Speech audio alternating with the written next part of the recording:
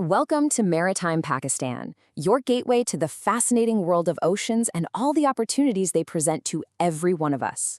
We've been exploring naval warfare through the book Fleet Tactics and Naval Operations, and today's explainer dives into the 15th chapter of the third edition, a scenario called the Battle of the Aegean. Now, what we're looking at here isn't a history lesson. It's a fictional scenario, but it was crafted specifically to show the incredibly complex challenges of modern coastal warfare. You can think of it like a war game on paper, designed to push a commander's strategic thinking to the absolute limit. All right, so let's set the stage. Our story kicks off in a real geopolitical tinderbox. You've got this ancient rivalry between Greece and Turkey that's just about to boil over, and the flashpoint is the island of Cyprus. Greece decides to deploy missiles there, and Turkey's response is immediate and, well, pretty aggressive. They announce they're moving their own forces in with the stated goal of crushing the Greek navy in the process. So yeah, this escalating tension, it brings us right into our first section, where we're going to unpack this whole crisis in the Aegean. So, as Greece makes its move, Turkey comes back with this brilliant but really dangerous two-phase plan. Step one is the bait. They make a huge, very public show of getting ready to sail for Cyprus, basically dangling a target to lure the entire Greek navy into a trap. And once the Greek fleet is occupied, Turkey unleashes step two, seize. And here's the twist. Turkey's ultimate goal isn't actually Cyprus. The real prize is control of the Aegean Sea itself. With the Greek navy drawn away and fighting, Turkey plans to launch massive amphibious assaults against key Greek islands. A move like that would totally rewrite the balance of power in the entire region. So, you've got this powder keg about to blow, and the big international players like NATO and the UN, well, they're basically paralyzed, since this is a crisis between two of their own members. So the United States decides it has to step in. And this leads to what feels like a completely impossible mission, which all falls on the shoulders of one man, Admiral Grant. The man in the hot seat is Admiral Sam Grant. And as the book puts it so well, he's facing a gnawing paradox.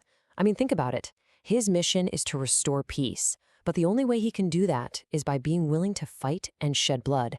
It's a classic and pretty brutal military dilemma. Okay, now here is the real kicker.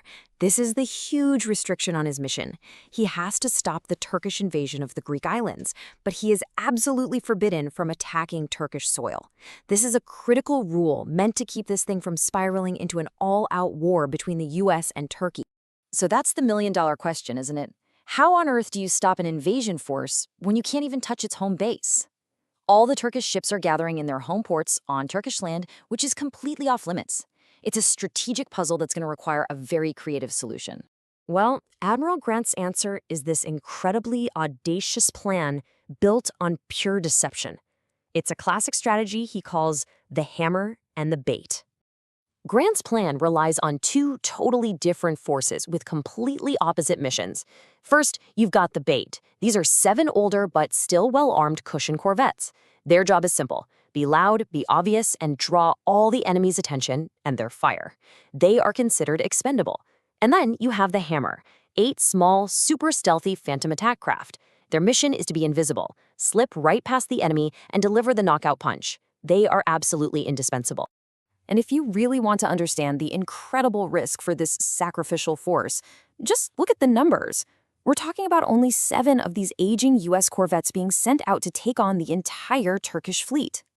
And the odds they're facing are just staggering. The Turkish fleet has more than 25 ships, and it's estimated to be carrying over 180 Harpoon anti-ship missiles. Those 7 corvettes are literally sailing right into a hornet's nest. So the whole thing is like this complex dance that's set to unfold in the dead of night. The Cushing corvettes, the bait, will steam south, making as much electronic noise as they possibly can to pull the main Turkish fleet down towards them. This whole deception creates the opening the hammer needs. The stealthy phantoms can then sneak north, undetected, and get into position to strike the Turkish transport ships before they even have a chance to leave their ports. And all of this, it sets the stage for the main event, the battle itself and its aftermath, where tactical sacrifice is literally the price you pay for strategic victory. The bait is out there, the hammer is poised and ready to fall, so the big question is, who actually wins this thing? Okay, And this is where the book does something really fascinating. It intentionally leaves the tactical details, the ship versus ship combat, kind of ambiguous. The author argues that the real way to measure victory isn't about keeping score of how many ships were sunk. It's about one thing. Did you accomplish the mission? And the predicted outcome shows the plan working perfectly. The Phantom surprise attack works, neutralizing the Turkish transports while they're still tied up at the pier.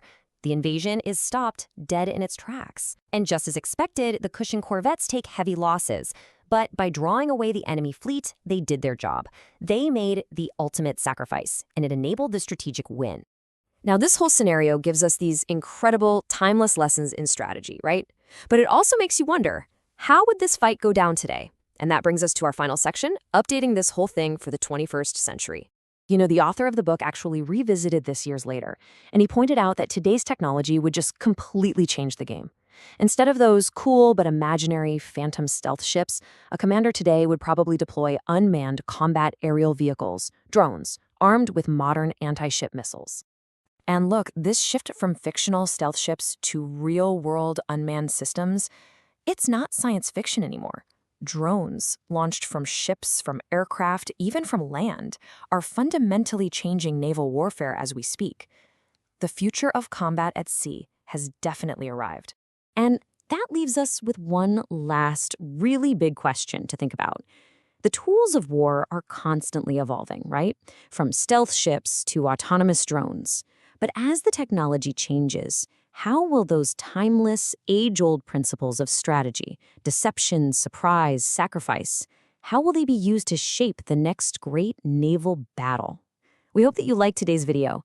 Post your questions in the comments section for future videos.